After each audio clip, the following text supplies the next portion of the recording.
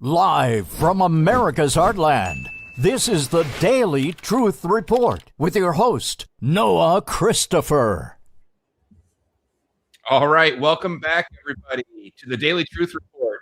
And back with us today is an old friend, Chad Stewart, who's been on the show many times, and it was just time to have him back on. So, Chad, thank you so much for coming back. Good to have you. It's great. It's always a pleasure. I love your show. Same here. Same here. It's always fun getting to chat with you. And I know you have so much going on. It's always a pleasure to get 30 minutes or 60 minutes of your time. Sure. So really love that. Well, let me say hi to everybody tuning in. Give it just a second for everybody to get connected. We are truly live here. If you're with us on it's Friday afternoon, about 1 o'clock. A lot of people might be watching this on repeat, but if you're with us right now, we are live. So we'll take some questions along the way. If you have some, you can drop them into the chat. And we should be live on YouTube. We should be live on Rumble. And we should be live on X. So if you're seeing us on any of those places, drop me a comment to let me know that you're coming in okay. And then I'll watch for those as we go. But, Chad, like I said, you've been on the show several times. It's always fun having you on. I would bet that a lot of people tuning in know you and know the Britfield series that's behind you. But for those that don't, give me a brief little introduction. What is this whole world of Britfield? And it says behind you, C.R. Stewart. That's your pen name when you on the book covers. But yeah, tell me what all that stuff's about for anyone that doesn't know about it. Yeah. So, quick overview of me. I, originally from Newport Beach, California. I was back east, Wellesley, Massachusetts, for about 16 years and did my undergraduate in British literature, European history, which will sort of explain the book series. And then I went on to graduate school, and then got into actually investment banking, worked for 3 Fortune 100 companies. And it really wasn't a fit for me. I was kind of going from company to company, and it's an interesting world, and it's good to know banking and numbers and things like that, but just not my wheelhouse, and dying to do something creative. And so it's kind of funny because Britfield found me. I didn't for a second ever dream that, 10 years later, here I am. But I was, short stories. I was at a boring seminar that I had to be at in Providence, Rhode Island, when I just had this idea for this book. It was really started with a simple doodle, a circle, three lines of a basket, a boy and a girl, and I wrote The Boy and the Balloon. And who would have known that this thing had launched from there? But kind of takes place in current book one. Britfield and Lost Crown takes place in current time, which is really important. We can talk a little bit about that. Starts up in Yorkshire, Northern England, at Weatherly Orphanage, horrible orphanage. And it's about Tom, 12-year-old orphan, been an orphan his whole life, been at Weatherly for 6 years. And this is the year he's going to escape. But he's not going anywhere without his best friend, Sarah. And somewhere along the lines, they commandeer a hot air balloon. And their goal is to get to London, the greatest city in the world. But they're chased by the illustrious Detective Gowerstone. And so that was kind of the narrative. And I sat down, took me 4 years, 2,500 hours to write book one, Britfield and Lost Crown, and we officially launched it. And I would say soft release in August 2019, because this is sort of a huge undertaking. Think of like Star Wars or the Narnia series. And we saw that kind of firsthand. And so because I was spending years and years before we even launched, working on the business plan, marketing plan, raising capital. I mean, quite frankly, millions of dollars, wow. that have gone into it. And so we launched August 2019. And since then, it's become one of the most awarded books in children's fiction, which is exciting, a bestseller. And it's doing extremely well nationally and internationally. Our youngest reader is 7, our oldest reader is 93. 55% of our audience are adults. And the adults love it. And I feel a lot like what C.S. Lewis was doing with Narnia. Is just like he was really created that book series for adults. That wonderment of childhood that we so quickly lose. And so I think in some ways I've just been trying to kind of bring that back. It's definitely sort of that book one's definitely that sort of middle school into young adult. And then the series grows. Book two, Britfield and Rise of the Lion, takes place in France. And my main characters are 13, but I've got a huge diverse cast of characters. There's Oliver, he's 20, 21. There's Kate, 23. There's Detective Gowerstone, who we bring back. He's in his 40s. We have Inspector Fontaine. She's in her 30s. We have Henry in his 50s. And we just kind of bring in along all these different characters. So it's got a great diversity of characters, great age groups. I love changing the narrative, too, in every book going from England, and then book 2 is in France. That's 474 pages. And then we launched book 3, Britfield and the Britfield and the Return of the Prince, which takes place in Italy. That's 574 pages, 75 pages, which is exciting, a huge narrative, and ends up in Austria and in Europe. And then book 4, which is kind of our keystone in the 7-book series. We launched that last January. It's Britfield and the Eastern Empire. And that actually includes 11 countries. And so the narrative's a little bit different now. It's not kind of one country. Now we're including, 10 to 12 different countries. Starts in Vienna, ends in Moscow, Russia. And we include like Poland and what else? Slovakia and Estonia and Lithuania and in the Baltic Sea and all these different countries. So it's a lot of fun. And then book 5 I'm working on right now. If we get a chance, we can talk about that. It's Britfield Lost Treasure. And it's now 17 months later. Interesting number 2, 17 months later since the end of book 4. And it is a continuating story. So, main characters, Tom and Sarah, are 12 in book 1, 13 in book 2, 14 in book 3, and then 15. Now they're 16 and a half. So it's fun to age them by 1 year, because we know how different kids are from 12 to 13 and 14. And the different backgrounds in countries. And so it's a fast-paced, exciting story. I think what makes it unique, and that's coming back full circle, is it's not in the future. It's not post-apocalyptic. It's not in the past. It's literally happening right now, which forces me, if you will, to bring in a lot of current issues such as quantum computers, the dangers of AI, social credit scoring, fiat currency. I mean, just a lot of stuff that kind of slivers through this high-octane, fast-paced, exciting story. And they're educational. We call it stealth education. So kids are reading it, adults are reading it. They're learning about geography, history, art, architecture, and culture in every single book. It's based on family, friendship, loyalty, and courage. And we are including creativity, critical thinking, communication, and collaboration. So 7-book series, trying to finish book 5 to launch next January. So it'd be 2027. Pre-production of the first of 7 major motion live action movies. This is a finished 9th draft script, which we just wrapped up this January. Long haul, but it's part of the process. You got a $50 million movie, $50 million movie. It's like, it's got to be right. You know what I mean? And the scenes have to be tight and smart. Just talked with my production team this morning too, so we can swing back to that. But we're excited. Yeah. So it's been 7 years of what I would consider a soft release. And then this is the year that we are now going global, going big, lots of press releases, lots of marketing. Eventually a 3-year worldwide tour starting in England. We just wrapped up the London Book Fair, which we've done very well. We've got a major national book distributor that we're locking in the next couple of weeks, and just a lot of other things. So I'll stop. Incredible. And of course, people that have listened to you on our show before know a lot of that, but we always have a lot of new people too. And I always like to check in with you and see where you're at. Seven-part series. You're working on book 5 now. Correct. Book 5, movie 1. You've done screenplays of it. You've done plays that are being acted out in schools countrywide. Yeah. You've done a radio version, an audio book. Oh, good memory. Incredible. Yes. Everyone has been very interesting. Like, it's always been about the movie. Let's be honest. Since I started writing this thing, 12 years ago, it's about the movie.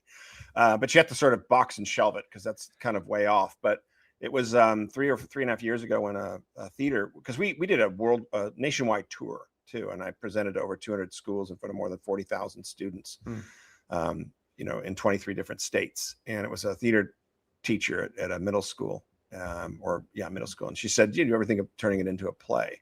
Which we didn't. And that took 18 months, and we transitioned it into a play. And then I think it was not last December, but the one before, as you remember, we actually did the radio play. Yeah. And again, too, I'm thinking, oh, cool, we'll just use the theater play, as the script and stuff. And I'm like, no, hold on, wait, theater is visual, radio's all hearing. And so I suddenly stop what I was doing, spent 8 days reworking the whole script. So it's been a great adventure, just seeing all the different sort of vehicles that we can get it out there to just deliver a great quality story. Yeah, that's great. And I love so much that your books and movies are like you said, they're on the one hand, they're educational. On the other hand, they're just fast and furious action. Yeah. But they're real, and everything doesn't have to be filled up with ghosts and goblins or robots. So, like a Michael Bay movie, everything exploding. It's actually, there's content there. There's dialogue. There's stuff to make your mind light up and learn things. And I love that without having to resort to everything being about a magic spell or a witch or a warlock. And that's I really am so glad you're doing it. There's such a need for that, and you're filling a great need in the market. Yeah, huge void. And I think to me, that's an easier style of writing, to write in the here and now, and to write as realistic and authentic as possible. And I would say that's a key word for the series, that they're very, very authentic. You know what I mean? You're never going to feel like, hold on, wait a second, he's suspending reality again. I don't tend to do that. I do have fun, but I keep everything anchored and grounded. And I'm constantly like researching, looking up, maps and distances and locations and history and, what do they eat here? What time does the sun set? How long would it take from a train here to there? And just all of that. And they're just little details. I don't drown it out with details, but I just try to keep it as real as possible. And it's like, if I was stuck in this situation, what would I do? Right. I mean, so it has that realism. It's not like they just suddenly, jump on top of a building or suddenly have, endless supplies of capital, or, whatever it is. It's a journey. It's a struggle. I think courage is a key word through this, and hope. And really just family and friendship. That's the essence of the whole story. Go ahead. Yeah. Well, I was just thinking and wondering, you said you do that does force you to write on current topics like quantum computing or, cryptocurrencies or any of that stuff. Probably one of the biggest things happening right now is the incredible rise of AI and these chat bots, whether it's Chat GPT or Grok or Gemini I'm using all of them. I love it. They're fascinating. Even just to talk to, even if you're not doing, quote unquote work, if you're just, I can't tell you how many times during the day, I'll just wonder about something. And it used to be, if you wondered about something, you had to go do a Google search and dig through a bunch of pages. And now you can just talk to them and say, hey, why is this like this? Or how does this work? Or how, theoretically, if I did this, what would happen? And it's like we have the, growing up, watching Star Trek, and they had the Star Trek computer and you could talk to it and ask it anything. We essentially have that now. And so I wonder, and there are people that think, AI is going to just completely change our world in the next 6 to 12 months. And then there are some people that say, oh, it's just all overblown and it's not really that impressive. I wonder how that influences your work, or how you think about the world, or what are you doing with AI right now? Yeah, and great topic. It couldn't be more relevant to me. And we were talking earlier, and it's like, literally for the last 18 months, 24 months, I've been following it, haven't been very involved in it, haven't really used it or utilized it. And then started my PhD program, which I've technically been working on for quite a bit. Last semester. Yeah. Because you didn't have enough going on. Because I had nothing going on and I was bored. No. And again, too, people ask why? And it's like, because I've always enjoyed education. And that's a whole nother topic, but I've always enjoyed being challenged, getting myself out of the comfort zone, reading, books or articles that I wouldn't normally read, being with people I would never necessarily be with. And this is kind of an executive level, top level tiered school. And I just got back from a 2.5-day intensive. And it's interesting because I'll be honest, the main theme, as one could imagine, and you're looking at about 20 to 22 hours of lectures over that period of time, 3 separate classes. I just finished Wednesday an AI class, and this is at PhD level. The gentleman that was teaching it, Asian gentleman that worked at IBM for decades, worked on their technology and AI programs. So it's like he's a top guru expert. And so I'll say a couple of things. First is, on the surface, it is amazing. It is amazing what it can do. And I didn't really realize that until let's say last 6 months, because I needed to do research. You have all these different articles and cross-referencing and framing, and it's like, hypothesis and theories and just all this different stuff. And so it's been unbelievable how fast it can do it, how fast it can turn it around. So I think those levels are incredible. It can create, you have a professional PowerPoint presentation that you need to do with slides. You can literally just upload the document, and then you give it as much direction as you want. Where people are failing with it is it's just not guiding or directing it. And I'm not necessarily a proponent of it, but like the cell phone, right? It's just like, I mean, yes, there's a major problem with this, especially with kids. Do you know what I mean? But on the other side of it, it's just like, I mean, I can be driving anywhere, and I've got my calendar, I've got a telephone, I've got text, I've got emails, like, you know what I mean? It's like right here in this thing. I mean, I can operate anywhere in the world. And so there's pluses and minuses, benefits and things to be aware of. But it's just kind of the prompts that you give the AI, and you could sit there and say, I want a 3-page paper, I want bullet points, make the paragraphs no more than 50 words, or use this or use that. I mean, literally, it's scary how much it can do and how fast it can craft. And I'll say this, the theme of it was how fast it's moving. This is the big thing, and anyone that comes on your program that says different, be aware, but nobody knows where it's going. You know what I mean? And I'm getting it from the top executives. It's like, so what's the end goal? And to me, and probably to you, we know, we've pulled the curtain, we've gone down the rabbit hole. We know the puppet masters that are behind the system. You know what I mean? And it's always like on the surface, it's like, oh, it's so helpful and it's so fast. And that's not really their objective. Their objective, and this is my opinion, of course, but their objective is the Terminator movie, right? Like, that's not a movie, that's their documentary. And then you can roll that into the Matrix, because that is the truth. They have sort of an indignation to things that are, if you will, biblical, godly, and human. And humans are worthless in their mindset. So I'm not trying to scare the audience or give them a frightful tactic. I'm being honest and true. But that is the end goal. Will they get there? I don't think they will. But that is the end goal. But there are amazing benefits to it.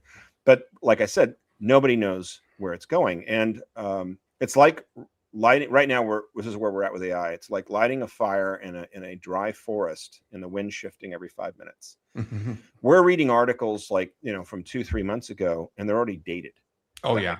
And nothing there, I don't think there's been that kind of technology until now. Now look, AI has been around for decades, and what happens is it's developed behind the scenes 25, 50 years ago, and then they start to bring it out full throttle. And then, did you ever see more marketing over, let's say, the last 18 months? I mean, oh yeah. You know what I mean? It's just, invest in this, invest in that, and AI. You can get all the way back to the Spielberg movie, AI, artificial intelligence. Remember that? That was like 2 decades ago. It was, yeah. And I couldn't help in my mind as we're discussing it, because there's all these examples out there too, and I'd call them pilot programs. But there was a national company, and the thing is about 90 to 95% of Fortune 500 companies have adapted AI into their systems because they have to. And if you don't, then you're going to be gone. You're going to be selling 8-track players on the corner, right? I mean, that's the reality of it. It's faster, it's sophisticated. It can make it can do all the diagnostics, and then the upper management can make the decisions, if that makes sense. Where's the strategy based on all of these outcomes and stuff? I mean, it is amazing, but it's going to eliminate a lot of other jobs. I think 80% of accountants technically will be out of work in the next 3 to 5 years. That's the plan. I've said that years ago. Same thing with the medical field. You're going to be losing a lot of doctors and nurses because they're frankly not needed anymore. And this is my opinion. You know what I mean? This isn't like, I mean, I'm just saying this is where it's going. Media, same things with that. You're already seeing avatars, especially in China, fake newscasters that, and again, too, it's like the first podcaster or whatever, of the news show might look a little stiff and fake, but it's always learning. So it's like, smile a little bit more, and so you have this podcast, and she's like, "Oh, that's really funny, thank you." You know what I mean? Move a little bit and raise your hand, and you can get them so you wouldn't know the difference, and that's where it's headed. And suddenly, you don't have anyone that's ever going to be late, anyone that's ever going to have an attitude, anyone that ever really needs a raise. Do you know what I mean? I mean, that's what's happening, and it is a tsunami. And a major disruptor for those in the business, this is a major disruptor across every single field. And what's interesting is I didn't realize the impact on education and how frightened they are. Professors are freaking out, especially at the college and university level, because it's so fast. It's doing so many things. And with Gen Z, kids are making different decisions. It's interesting too. I have a niece, and she's like 28, and just had her first kid, and she was by the other day, and she's kind of in that heartbeat. And it's like, kids aren't necessarily going to college anymore, and on one end, that's good. You know what I mean? Like, the educational system has been ridiculous for decades. It's 10 times overpriced. You know, kids are graduating with a degree in philosophy with a $300,000 debt and a degree they can't do anything. Even the ones that go into marketing don't know anything. They can't start at 22 and kind of come in and take a project or something like that. And it's kind of designed that way. You know what I mean? It's like a trap. And it's like you suddenly get a degree at 22 and you really need a master's, and then suddenly you need a PhD, and it just goes on and on. Or even the medical field, you know, you're at 28 or 30 with a, you know, $500,000 debt, and finally get to start to practice. And you're under such strain and stress that when they tell you to start peddling medicine and do surgeries, you know, 80-90% of it all unnecessary, you're stuck. And then the insurance company lays in, you know what I mean? And it's like, they're only going to pay 50 to 60, you know, maybe 50%, 40% of what you're billing. And so now, instead of just seeing someone and chatting to them for, you know, a nice 15 minutes with your doctor, it's like cha-ching, cha-ching, cha-ching. They've got 40 people lined up that week or that day. I mean, and so that pressure, and again, all by design. And so it's like they can't afford to like not give you this or give you that, because they're just trying to survive. It's not an excuse. I'm just saying it's designed that way. And so you're seeing a radical shift across all of it. I read somewhere, and I got to research it more, but like a university or college is closing like one every 2 to 3 weeks in the United States right now. It's bad. Yeah, it's that bad. Again, it's just not, they don't have the money. They don't have the budget. And what you might see in the future with I don't think, you know, college is never going to go anywhere. They said like, oh, movie theaters will be out of style because of remember like the VHS, you know, the video, the whole. And it's like, no, the movies will always be around. The theaters will always be around because people want to, you know, a nice, if you will, inexpensive or relatively inexpensive night out. You know what I mean? And for the right films, you want to see it like that. You want to experience it like that. That'll never go out of style. That's my opinion. But because then it was streaming, you know what I mean? And home movies. It's just Hollywood's not putting out anything good content. But anyway, so what you might see in the future with colleges and universities is where you had a student body of, let's say, you know, 50,000 at some huge, you know, university in Texas or back east.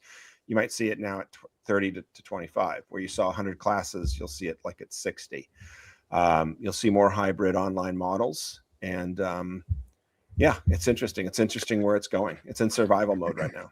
Yeah. Well, you spoke about the medical field, and you know that I'm right here with you. You know, there are two different outcomes here. There's the Terminator outcome that's very bad, and then there's the exciting outcome. And I you know, probably we'll get some mix of both. But you know, when you talk about medical, you know, and Elon Musk has talked about this a lot with his Optimus robot that he's building. But when you start to put it in context, there's tremendous benefits. You know, you think about an Optimus robot doing surgery, and compare that to, you know, the best, you know, human surgeons, and what do you always look for in a surgeon? You know, if you need surgery, you go out and interview a couple surgeons. What's your first question every time?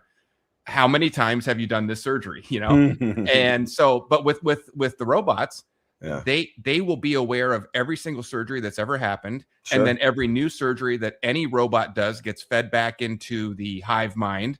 And so now, instead of the very best surgeon has maybe done the operation, I don't know, 5,000 times, 10,000 times in his career. Now you've got, you know, robots that have done it, you know, seen a million of them. They've seen the good ones. They've seen the bad ones. They didn't have a bad night the night before. They didn't get a bad night of sleep. You know, they didn't leave the house in a bad mood.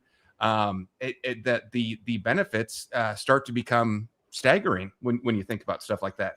No, and that's a great discussion, because that's where we're headed. And guess what? It's not 18 months from now. It's already now. Yeah. And this is happening. It's rolling out. It's rolling out at that kind of speed. We were discussing, you know, airline pilots, and that, you know, obviously 70-80% of all crashes is because of pilot error.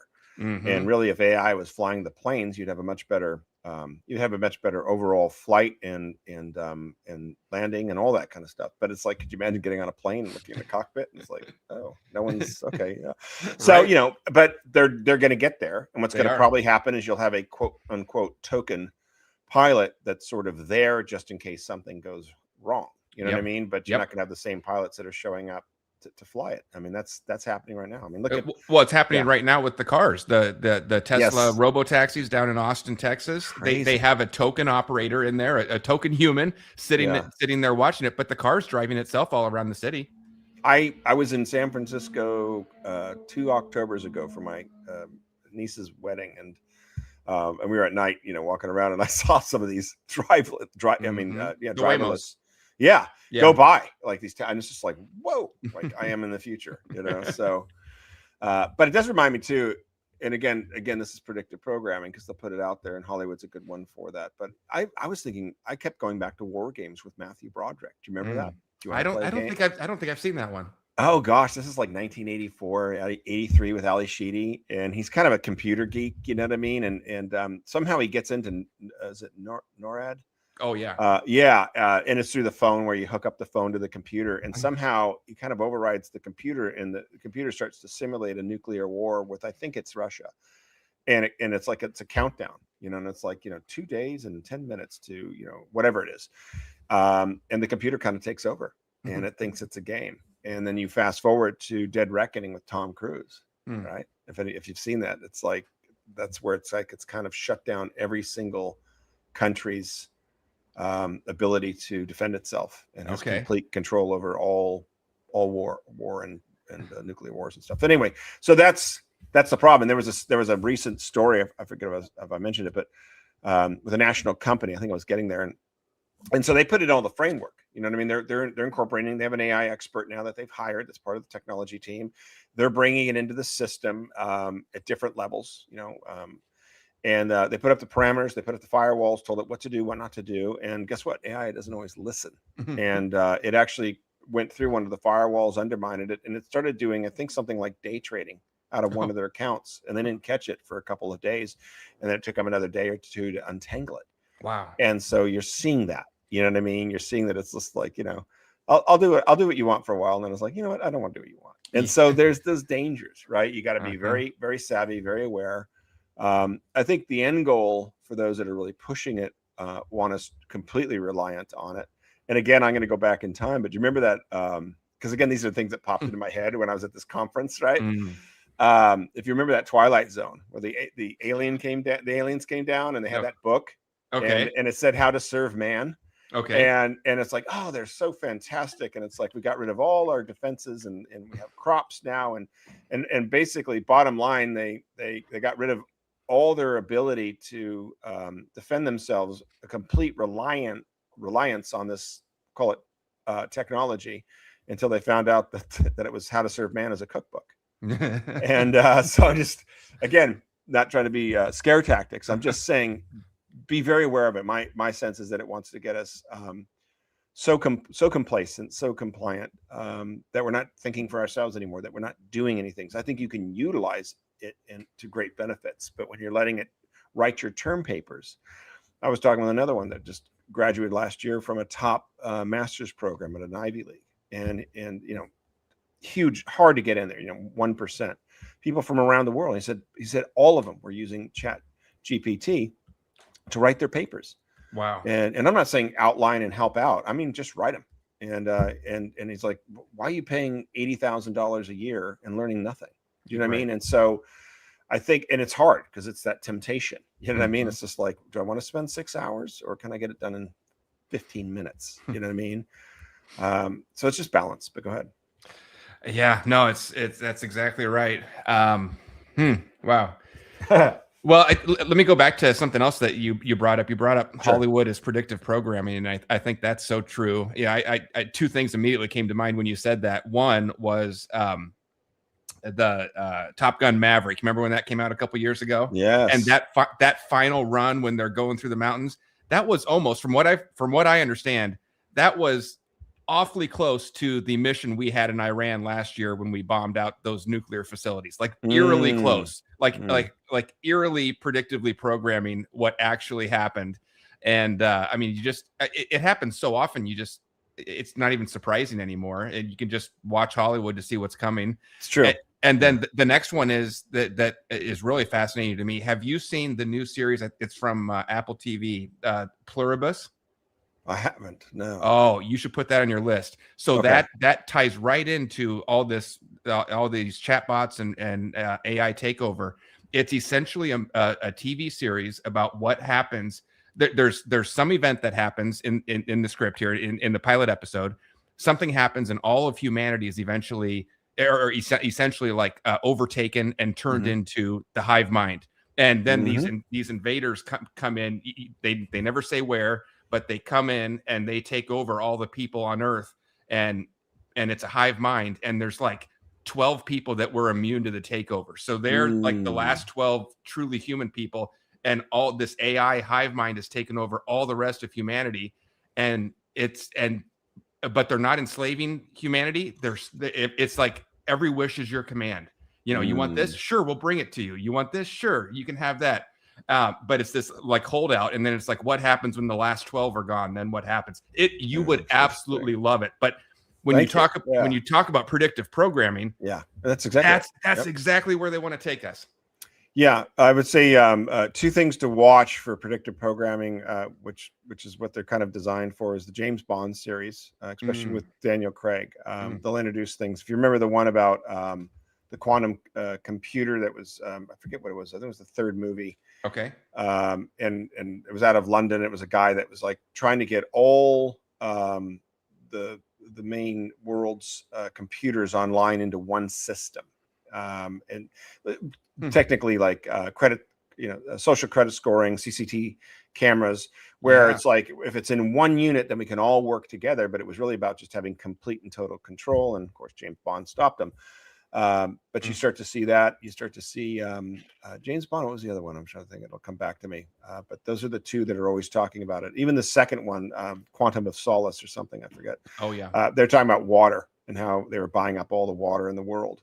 And that was happening, and that has been happening, like with Nestle and all that kind of stuff. It's like they're doing cheap deals with paid for play mayors or governors of certain states, and then taking the lakes, sucking them dry, and then charging us $4 for a bottle of crap. You know what I mean? And so, and taking away the water and stuff. So you'll always see that in the James Bond movies. They'll always do that.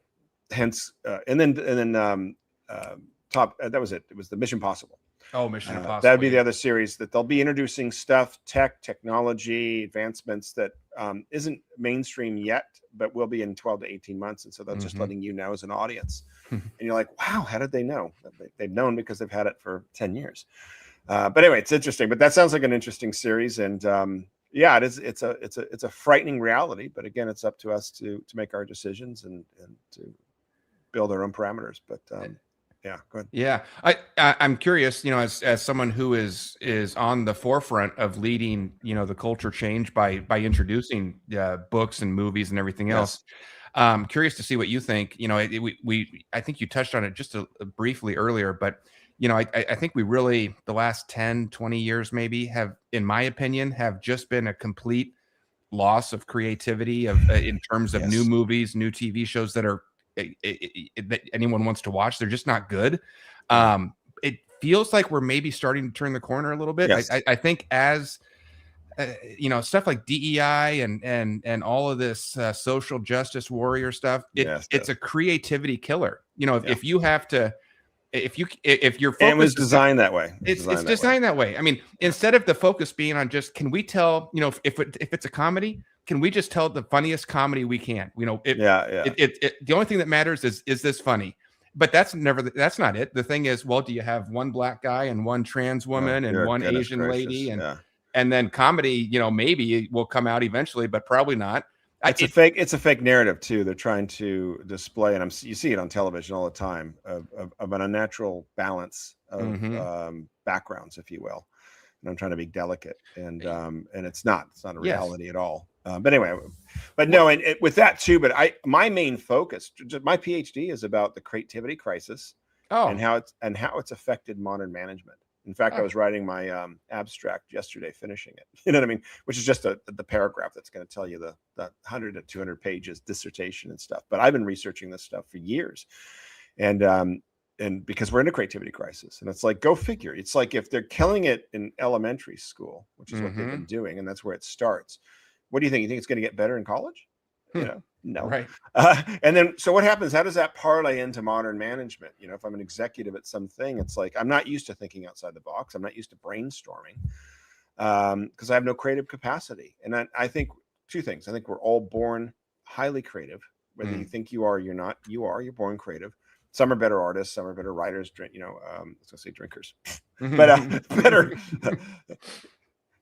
Guilty. No, I'm just kidding. No, but better musicians, you know what I mean, better whatever. But creativity is in everything. It's architecture, engineering, it's all that. And what happens is most of us, if not all of us, have been stirred away with that at a very early age. You're geared towards the test, a test that measures absolutely nothing, based on $1 billion SAT system of corporations that doesn't measure anything. You know what I mean? And you're starting to see that crumble. We're in an educational reformation right now, which is incredible, meaning the old system is finally dying, which is built on an archaic 18th century industrial model, which hasn't changed for not just decades, but generations. You know, the idea of the classroom, 40 hours a week. Well, that's like going to work for 40 hours a week. And perfect training, isn't it? Yeah. And the qualification of being in this class is that I'm 12. Not that I'm smarter than others, or I need some help, or I need some tutoring.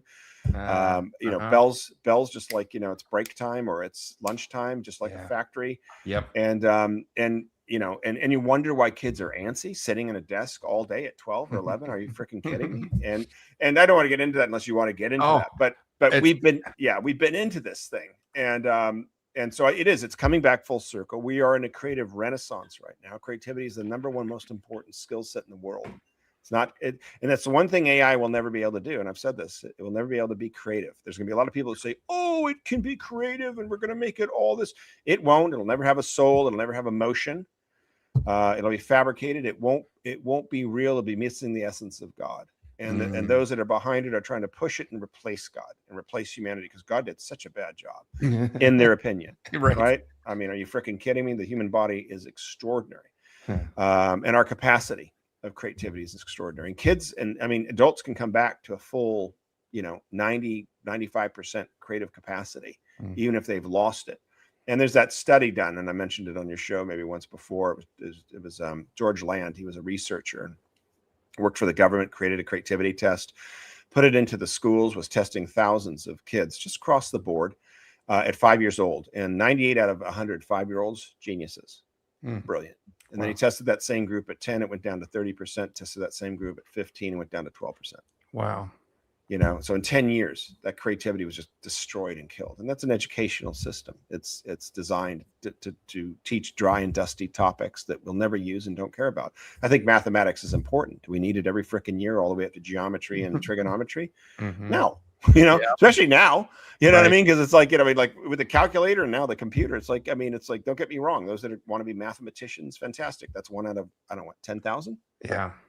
But you're forced to take this, and most kids struggle with it because, number one, it's ridiculous. And then it makes them feel like they're stupid, and they're not. We're not all born to be mathematicians or accountants or engineers, which all of that's going away anyway. Some of us are empire builders. Some of us are great leaders. Some of us are going to be some of the most extraordinary teachers in history. Some of us are inventors. Some of us are entrepreneurs. Are the school system teaching any of that? No, it's not. That's changing.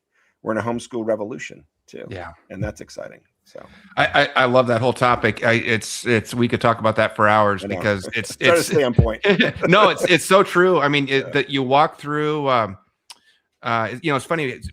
Buildings have different feels to them. When you're in the school building during the day, it has one feeling. You go there on a weekend or nighttime, it feels different. I was taking my kids to a school for a weekend sports camp, and it just struck me it was not a normal school. And I was walking down the hallways, and they're just solid concrete. It felt like a prison. It felt if you dropped me in the middle of this thing, I couldn't tell you that this hallway was a school or a prison hallway, and just dark, dreary. Yeah. You're designed like you said. You're designed that it's designed to strip all the creativity out of you. It's designed to make you follow a schedule. Here's when the bell rings, like Pavlov's dog. Now you go off and do this. Yep. It's not designed to create excitement or creativity. It's designed to, you better be quiet and follow the rules. Single file line. Don't speak out of turn. And, very briefly, I worked for a big company several years ago, and I had to get out of there because it was just stifling. But I looked around, and it felt like adult daycare for all this. It's just like elementary school all over again for all these adults. They all carried their own duffel bags and backpacks to work. They had their sippy cups with them. They went to their meetings on time, on schedule, and then They did. And you know what the number one thing was? And someone even pulled me aside early on and they said, hey, if you want to, really succeed here, never rock the boat. It was always, because if the goal was always stay under the radar enough just to kind of coast along. You'll get your little bumps in pay every year. You'll get a nice cushy job here. You can be here for 40 years. But if you take a risk and you lead a project, or you step out, or you have an idea and it fails, boom, you're gone. And so that's all we're training people up to be. And what a miserable life and miserable contribution to society. Yeah, and then you you retire at quote unquote 65, right? 40 years of that nonsense. You're in those awful cubicles, not that you don't maybe have an office. Yeah. And under that horrific fluorescent lights. Miserable. Especially with all the other stuff. And I remember because I was in corporate for a while, and it's like it was hard to fathom how anyone ever got anything done. We've seen a big transition in the good way since 2020. You know what I mean? And people forced to be home. But now you are getting that hybrid model of work, which I think is phenomenal. I think it's great if you want to go in for a couple hours or a couple days at the week, or do a team meeting or whatever. But being at home, it's like I run my entire company or companies that literally out of the house. And it's like, there's always the attraction, like really cool building or an office, but I'm like, why? Like I don't want to have to get up, change, drive there. It's like I can roll out of bed in the morning. I'm like an early guy, so I'm like 5:30. It's like boom, t-shirt, shorts, tea, and I'm rocking. I'm ready to go. No interruptions, no distractions. Usually my phone is off until 7 or 8. And that is so important to focus. But you look at that and like, how does anyone ever get any work? You know what I mean? Like the phone's ringing over here, someone's walking by, someone comes into your office. So you said you got a meeting, and so you sit around there for an hour, just puttering around, and then it's break time. You're gonna go get a coffee, and then you come back, and you know what I mean. And it's just like, it's mayhem. Yeah, it's just complete mayhem. There was so much wasted time and just frivolous nonsense, and it was always, I always found it funny. There was always some there, no matter what day it was, you had some comment about the weekend. Mondays everyone rolls in, and you're like, what did you do for the weekend? How was your weekend? What did you do on the weekend? Then Tuesday, you still got a little bit of that. Wednesday, it's like, we're the farthest away from the weekend. Then Thursday, you start rolling into, got any plans for the weekend? What are you doing for the weekend? And it like, they all go here. They all, if you have a desk or cubicle, you put pictures of your family up to remember, I kind of remember these people. I have a family. Yes, I have. These are my family. I don't see them very much because I'm here asking you about your weekend and what your plans are for the weekend. But I go here. I spend all my time here. I'm in the break room half of the day where I'm small talking, with Nancy from accounting the other half of the day. And it's like, no, I'd rather be home with my family than, talking to, Bob from marketing department, come on. Yeah. Yeah. So I think the hybrid model is very cool. I think giving employees independence is huge. Giving them an assignment, and it's like, look, just complete it. I don't, you don't have to work 40 hours a week. It's like, maybe it's a 40-hour assignment or 30-hour assignment, whatever. But I'm saying it's just like people kind of pecking away at it. But it's like, if I'm getting an assignment, it's just like, what you can take the rest of the day off when it's finished. And I know there's a level of like that it's rushed, but if it's rushed and you make a mistake, then you're going to be fired. So it's just, the point is now you're motivated, and it's like, you're like in a zone, right? And we were talking a lot about that flow, and because there was that book series, years ago, decades ago, about flow, and I'm really into that. Yeah, I'm into that in the sense of realizing how important that is for everybody. Yes. To be in that zone, to be in that flow. It's like, for me, it's like if I'm writing, sometimes it's like, my goodness, I can just be in that flow, and like, it's like 3 hours went by, right? And that's cool. That's where you want to be. That's where you should be. Not all the time. It's hard to maintain that. It's an intensity. You know what I mean? You can't be like at this level all the time, right? But anyway, so it's interesting. What was that other series on Apple? And someone told me about it. Is it? Are you thinking of Severance? Yes. Yeah. Yeah. I hadn't so seen good. it, but I heard about that. Yeah. Oh, I think that might be one of my favorite shows of all time. It's so. Is it worth a watch? You got to watch it, Chad. Really? You'd love it. Yeah. Okay. Yeah. So good. It's kind of directly on point with what we're talking about here. How they literally you click a switch in your brain from work mode to out of work mode, and you don't remember what happens in the other world. Such a trip. Yeah. Oh, so good. Told me about it, and I was like, wow, that's crazy. You would love it. Well, I got a question here that popped up Yeah. in the chat, and I Oh, don't great. think I've ever, in all the time I've had you on the show talking with you, I don't think we've ever stumbled on a topic that you didn't know something about, but maybe this Okay. might be the first one. I don't know. Do you know anything about the books of Dostoevsky? How do you spell it? Is He's a it, famous Russian. yeah, Russian? Do you see it on the screen there? Is it popping up? Oh yeah. Oh gosh, yeah. Classic. Like The Idiot. He wrote The Idiot. Okay. The brothers. I can't think of it. Yeah. Oh, what do I think about his books? Um, yeah, I was reading one of them last year because it's getting back into the classics, and I've read some of them before, Amazing. and some of my favorite literature was actually Russian literature. Some of the greats, Tolstoy and War and Peace. Yikes, that was like a mammoth of a book. But he's hard to read, in my opinion, because it's very wordy. But this is my opinion, and I know that they're all hailed up there in that and stuff. And I'm being honest. Even Dickens, he's my favorite author. He's hard to read sometimes because, you know, they didn't have television back then, right? So it's like they're trying to be extremely descriptive in the scenes. They tend to not get to the point for a while. It's dark. And Russia was heavy, especially. I mean, Russian history. I did a lot of research on Russian history, and it was tough. I like Russia. I like Russians. I don't like the politics, of course. I didn't like communism, but people are people. But no, I mean, he's a powerhouse of his era. He's an incredible writer. He gets to the root of emotions. It's just deep and it's gritty and can be very hard and dark. And but I could see someone enjoying that. And again, that just wasn't my sort of. I hope that answered it. But I mean, Yeah, he's great. he's a giant.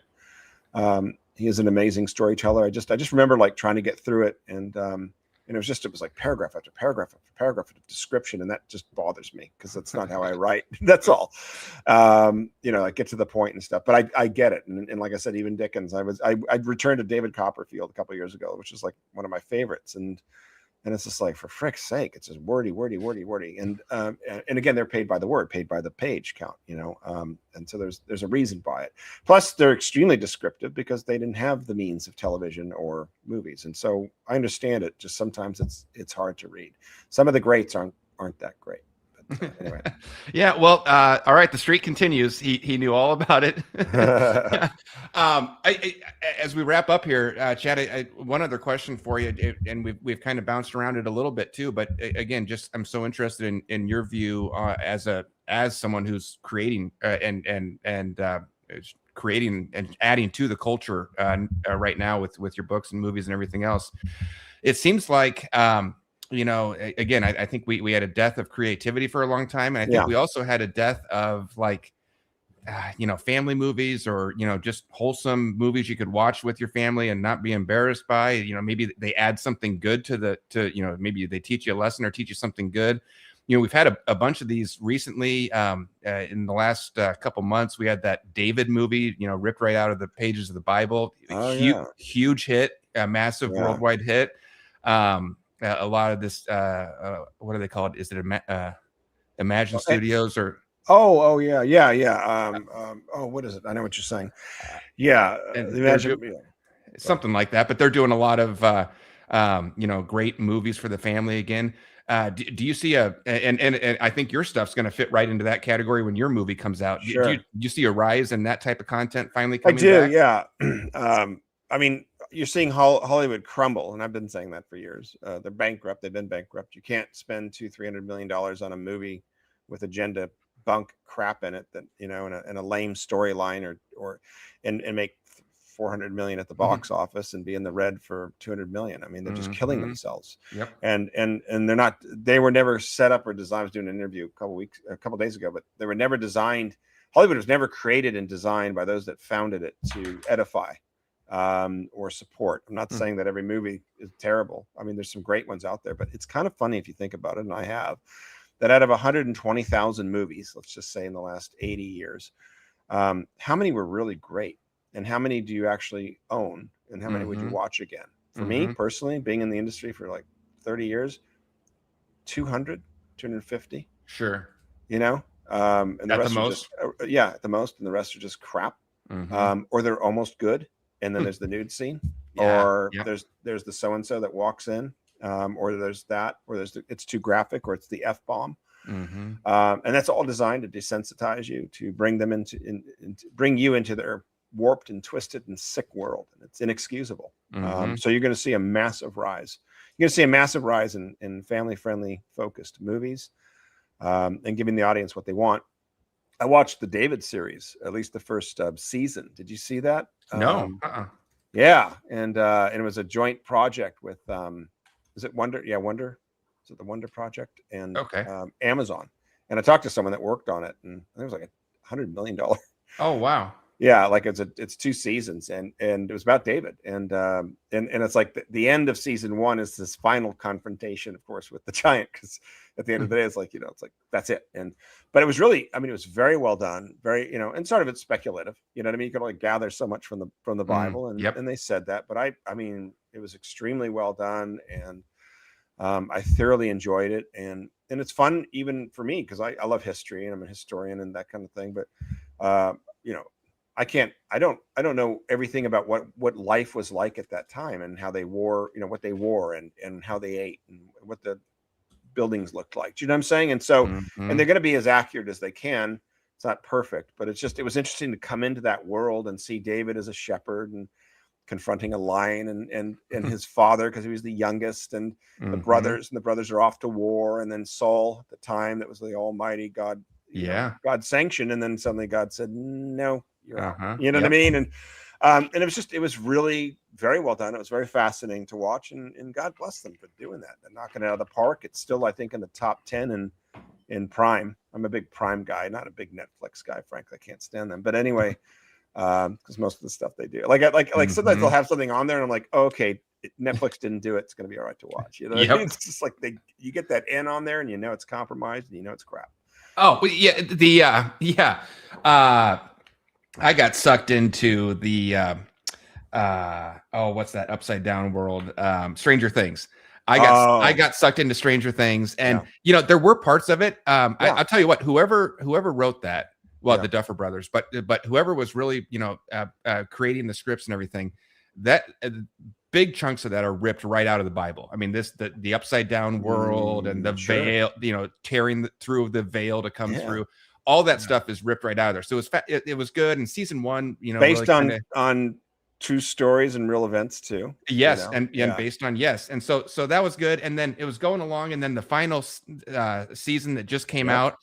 There's like a 20-minute long scene about the guy, like in the middle of trying to fight the alien. He has to tell everybody that he's gay.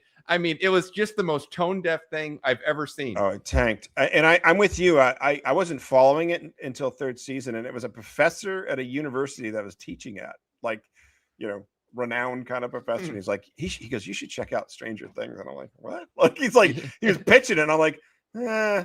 And so I did. I enjoyed it. I had fun. And then I was like you. I was like, well, it's been a while, but I didn't make it past the first 10 minutes of the first episode. Yeah, it was bad with the 2 girls there. And all of a sudden, I'm like, really? We're getting into it that fast? It's like, it's just it's vulgar and repugnant.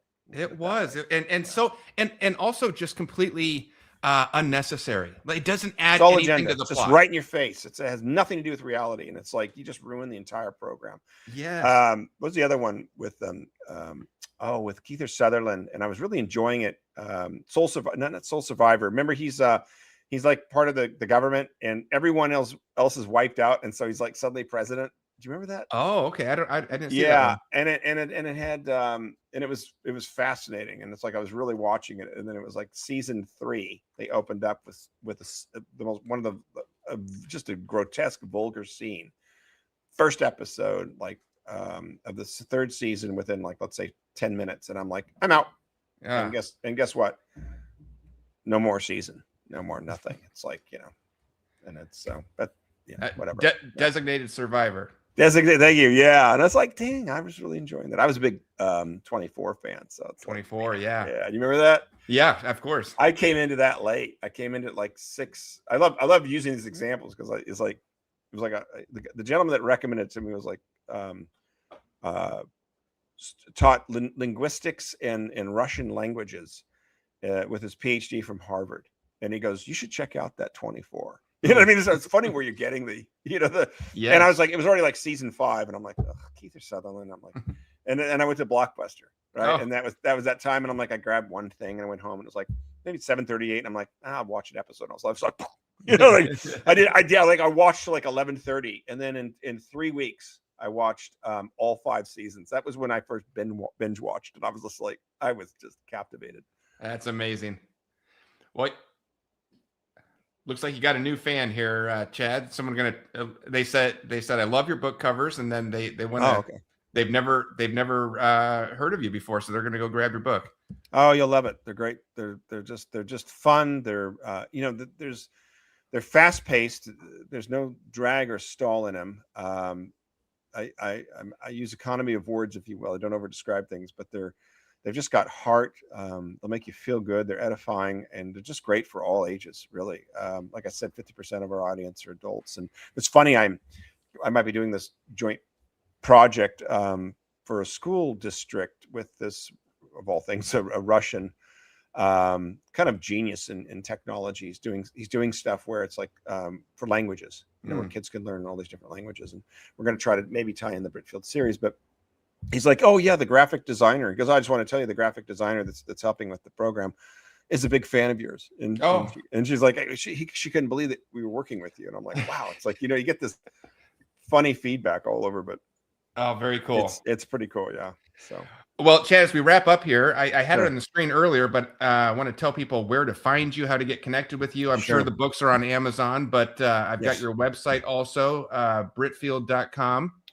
Yeah. If you buy through the website, I'm still signing books. And so you can just do one book, or we have a 4-book special, which is great, just paperback. And I sign each book and throw in a bookmark and a sticker. So they're just fun. They're a great gift, for children, grandchildren, but they're a fun read. You'll enjoy them. I mean, I've had so many adults that have just, pulled me aside, if you will, and just said, oh, I just love it. It's so much fun. I get it. I'm getting feedback all the time. When's book 5 coming? And I'm like, technically it's at the end of book 4, meaning like we say it'll be released. It's like, you're not reading the last page, but no, it's just like, I just was answering someone the other day about book 5 and stuff. And it's exciting. I mean, they're high quality. They take thousands of hours and I spent a long time on them. Now, what about, I know you showed us the version 9 of the movie script. Oh, but you want to see the new trailer? Have you seen the new trailer? No. Oh, click down, scroll down. Let's play the trailer. Okay. This is right here. Yeah, this is kind of cool. Check it out. Let's play. Okay. All right. Let me get it. Behind the cold, unforgiving walls of Weatherly Orphanage, 2 children dare to dream of freedom. Tom discovers a single word that could change everything: Britfield. With his best friend, Sarah, he escapes into the skies in a stolen hot air balloon. But their journey has only just begun. From the ancient halls of Oxford to the towers of Windsor Castle, through the heart of London and the shadows of Canterbury, every step brings them closer to a royal secret. Hunted by a relentless Scotland Yard detective, Tom and Sarah must rely on loyalty, courage, and each other to uncover a truth that could shake the kingdom. Some secrets are too big to stay hidden, and some adventures change everything. Britfield and the Lost Crown. The adventure begins. Book 1 in the critically acclaimed Britfield book series. Get it now at Britfield.com and Amazon. All right. Oh, that's awesome. Yeah, that was AI created. So it's kind of funny. Like that, we came out with that last November, and again, we're still playing with it and tweaking it and stuff. And it was a little bit slower on it usually plays a bit quicker, a little bit more crisper. But yeah, it's just fun because it's like until the movie, I can't do that kind of stuff. You know what I mean? I'm going to get all these actors together, and it's like, are you kidding me? So we're gonna have a lot of fun with it. So that was, like you said, that was AI animated creation, but the movie will of course be full live action, real actors and everything else. Yeah. Okay. Yeah, it will, and it's and there's something very powerful and authentic about it, and I think people can see it even consciously or subconsciously. I want to feed their soul, if you will, not just their mind, and provide entertainment. And I think when you focus on things that are real and natural, and if you will, even godly, that resonates. And it's like, you know, at the end of the day, even with like the Mission Impossible movies, I mean, they're very entertaining, and you got to give them credit, because it's like, I know that Tom Cruise I'm not necessarily a fan one way or the other, but he doesn't push the AI or the CGI stuff. You know what I mean? I mean, you get pretty authentic, real life, real location, real actors, and there's a reason for that. And gosh, if you look at Top Gun Maverick, I mean, I was just watching it again like a week ago, and it's like you could just keep watching that over and over, because it's so damn well done, and it just is. Yeah, so good. It's got heart. There's no compromise to it. There's no agenda. It's gee, go figure. And it makes, you know, makes $1.5 billion on a $175 million budget. I mean, they knocked it out of the park. Yeah. So. Well, you nailed the word. It's heart. Movies used to have heart, and we've lost that. Yeah. Yeah. So, well, that's so good. So I know you're still in finalizing, fine tuning, optimizing the script, but what's the rough estimated release date for the movie then? I think things could happen very quickly, because we're kind of at that final stage, if you will. It's been 3 years of development, and everyone talks about development. Our development's real. It's every week we've been talking, working on different aspects, you know, 9th draft script. And I'm not big on that in the sense that, like, you know, oh, it's a 20th draft script. It's like, well, then you probably weren't starting with anything pretty good. But it has been a refining process, because you have a 400-page book, you know, that you're getting into 2 hours, 2 hour and 10 minutes. And it's like the first Star Wars movie was 2 hours. The first Harry Potter movie was 2.5 hours. We're shooting kind of for that 2 hour and 10 minute, 2 hour and 15 minute. You won't feel it. The movie will be over and you're like, it's over, you know? And it's exciting. And it's, oh my gosh, this movie is going to be incredible. I mean, I was going through the script, you know, back in January, and I'll be honest, I was getting emotional in certain scenes.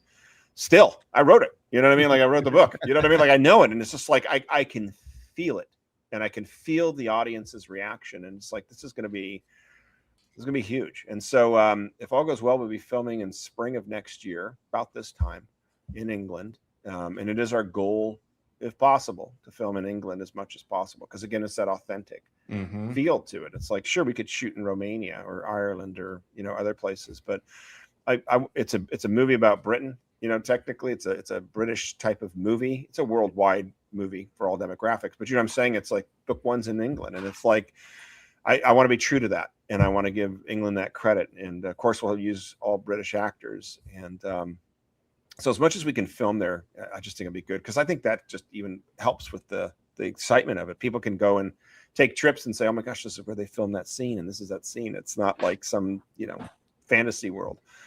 And then book two is in France, and so we hope to film in France. You know what I mean? And again, too, I mean, just to give you an example, you don't have to. What you'll see with most movies is the opening scene of London. You know what I mean? And the London Eye kind of moving real slow, and boats moving along there, and people walking, and then all of a sudden, next scene's this cobblestone street, and that could be at Universal Studios. Do you know what I mean? It's just like, right. But and it's not that we're going to be shutting down London and stuff, because you can't. But and there's a scene at Canterbury Cathedral. We might be able to shoot there, but there's one at Windsor Castle. Of course, we're not going to be able to shoot there, but there's some scenes at Oxford College. It's possible, at least for exteriors, but we might use other buildings like them in England, universities. But you know, I mean, it's the real feel of it. It's the authenticity of it, and so that's exciting. But it's funny too, because I don't know if you saw that movie Napoleon a couple of years ago. Sure. Yeah, it was like a $200 million movie budget, and they filmed it in England. Like, you know, it's like, it's kind of funny, because I think it was Ridley Scott too, and it's just like he could have filmed it anywhere, and it's just like, oh, just film it in England, it's easier. You know what I mean? It's just like, so just like, you know, and like, of all things, really, Napoleon, like, you're not going to film some of it in France, and it's like, you don't have to, and I get that, you know what I mean? And it's like, I've been to France many times. It's like, I don't remember locations that well, you know. It's like, hey, that building's not authentic, but we want to, because I just think it's fun. It's part of this whole realism. It's the authenticity of the Ritfield series, and so we want to stay as true to that as possible. Very cool. So you said hopefully film in spring of 2027, and then filming there, and then I guess we're probably bumping it now to 2028. In a perfect world, and we could wrap it up. I was shooting for November release of 2027, but Christmas movie. Yeah, and it's designed as a Christmas movie. It takes place 7 days before Christmas, ending on Christmas, and so like it's like day one, if you will, late December when they escape from Weatherly Orphanage, and it's funny too because it starts up in Yorkshire where it's all gray, doom and gloom, and then it transfers to like Oxford where it gets a little more pristine, and then all of a sudden the royalty of Windsor, and then London and Canterbury, and it's just and the beauty of England and the countryside, and oh my gosh, it's amazing. But so yeah, it's designed as a Christmas movie that every year once it's out, it'll come back out with Elf and Home Alone and the rest of them. Die Hard. and the greatest movie of all time is Die Hard. And it's funny too. I was talking to a friend like last December, and I said I was driving along, and I was like, you know what? Rocky IV is a Christmas movie, right? If you remember Rocky IV, because it was shot at Christmas. Sure. And then Lethal Weapon, right? Lethal Weapon. So, but I know Die Hard is like, that's so funny. That's like that's the debate. That's right. Big debate. So, but yeah. Well, so, yeah, go ahead. Well, I was just going to ask you. You mentioned if people get a copy of your book from your website, they come signed. Put you on the spot here for just a minute. I think we did this last time, but would you be up for doing a giveaway of a signed book? Sure. Yeah. Let's do that again. Okay. That everyone had a lot of fun with that last time, so I'll get that set up, and we'll maybe I've got raffle software. We'll just load. I'll publish this on our website. We'll pick a winner, maybe give it 30 days, and then one lucky person will get a signed book from the author. hardcover signed book. Very cool. That'd be great. Yeah. Okay, I'll get that put up, and that's awesome. Thank you for doing that. People always love it, and that'll be a collector's item for sure. I appreciate that. Thank you. Yeah, I was gonna say too with the movies is like it's been a long build up, but I mean once the first movie is completed, or as they would say in the can, we'll already be starting on the script for number 2. So it's not going to be like this long 3, 4, 5 years. It's like we're locked and loaded. We're ready to go. It just takes a while to get here, but you do have 4 books, 4 stories all ready to go, and then I'll be done and launched book 5 next January. So we'll have storyline scripts, if you will, for 5 movies. So it should be ideally every other year that you'll get another Britfield movie. Okay. And you do have to move fast on that, because you've got like you said, you staged the book so that the main kids start at age 12. You got to keep up with that. Yeah. So yeah. Well, Chad, thank you so much for coming on. This has been. I always love having you on because we can bounce to just about any topic, and it's always a blast. So thank you so much for making time and coming on. I say it every time, but I feel privileged to get an hour of your time, because I think at some point in the future that's not going to be easy to do. So.